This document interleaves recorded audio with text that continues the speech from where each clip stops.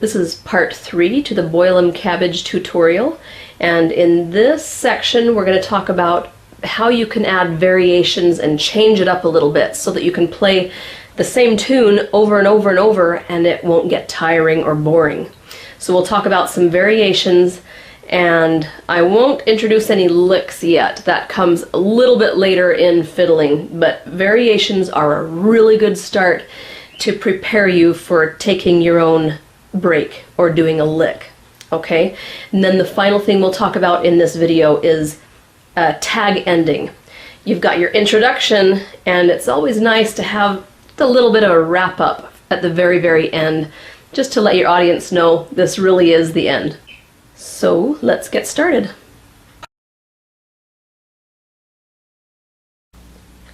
Alright, the main variation I'm going to teach you how to do is a cheap and easy way to make a hoedown sound incredible.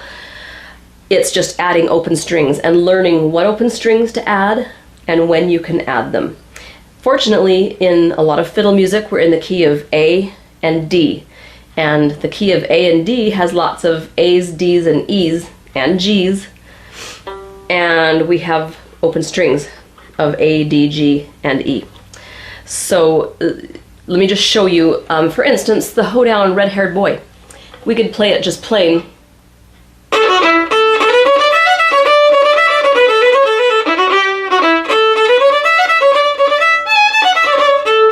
And that's cool, but we could then up it a notch by adding open E's and open A's.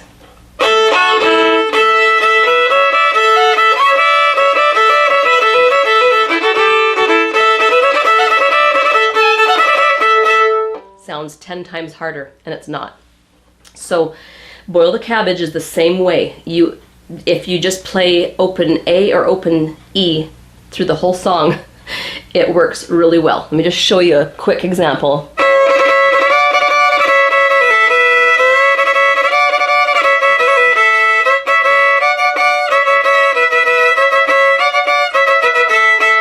Now I am doing something else in there, and I'll show you what I'm doing. But first, what you got to learn is how to play notes on the A string while allowing your E string to ring. And we're going to use our handy dandy scales to learn how to do that. You can't have fat fingers if you're going to do this, meaning you can have fat fingers, but you can't play with fat fingers.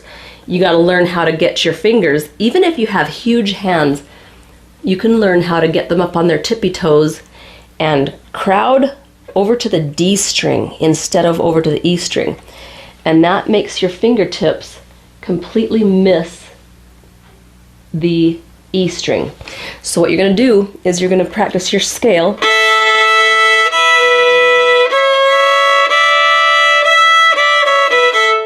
With open E's the whole time. It'll just be a half scale. But that's okay. And then you can learn how to do grasshoppers on that scale.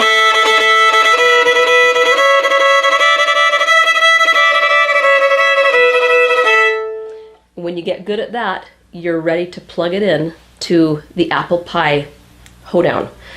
And let me show you how apple pie, the apple pie variation, works with the double stops. So we go like this.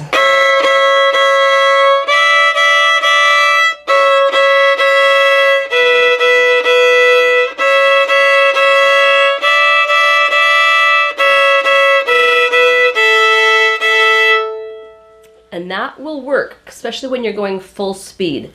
There is one note in there that doesn't quite work with the chord, but at full speed, it's gonna sound cool anyway. And I'll show you where that note is.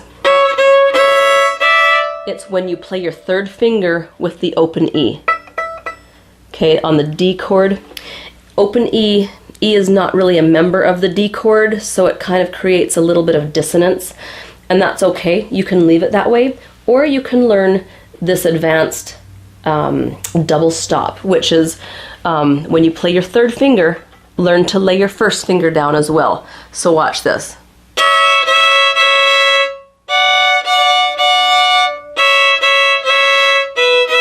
And the rest is absolutely just open E. But every time you play your third finger, your first finger needs to activate on the E string. So I'll show you again.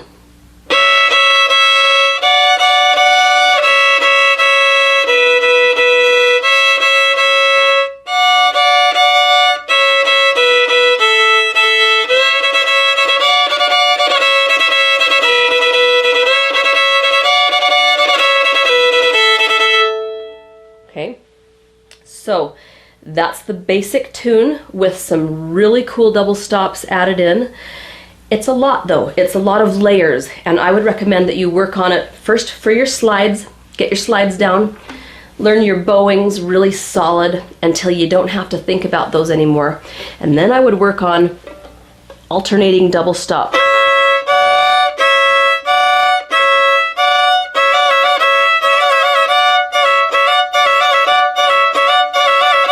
Until you can just do them together like pistons, and they just work automatically together. Okay, and that just takes some time.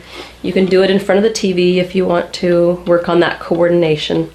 Okay, and that's really it for Boil the Cabbage. That's just the beginning, because you can then from this basic skeletal structure, the sky's the limit. You can learn some crazy variations, and I'm going to show you some of mine right now. I don't stick to the apple pie and the grasshopper, although they're very cool variations. I just have drifted away from them as I've gone on in my fiddling. So here's the final version with my potatoes.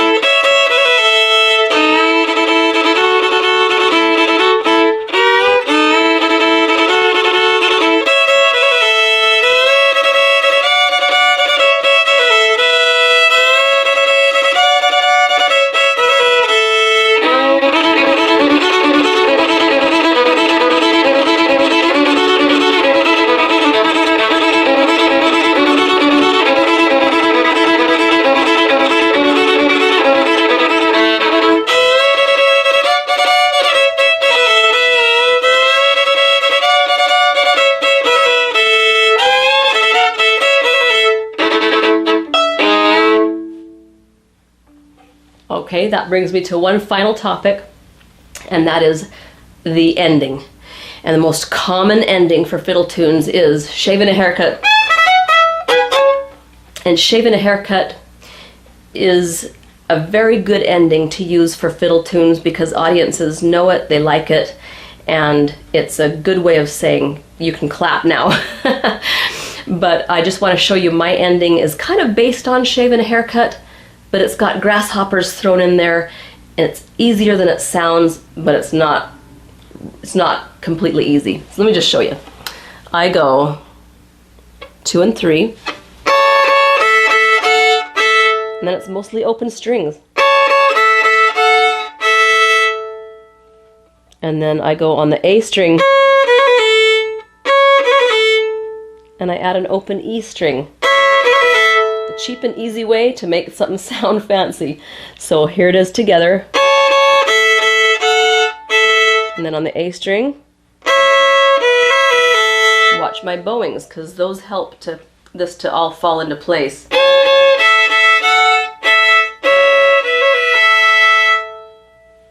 And then I do a grasshopper on an A chord. And then pluck with your pinky on the E string.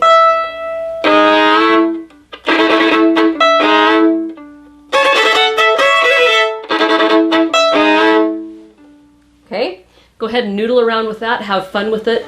Send me your questions, send me your version. I'd love to hear the other variations that are out there, and I'll see you in the next video.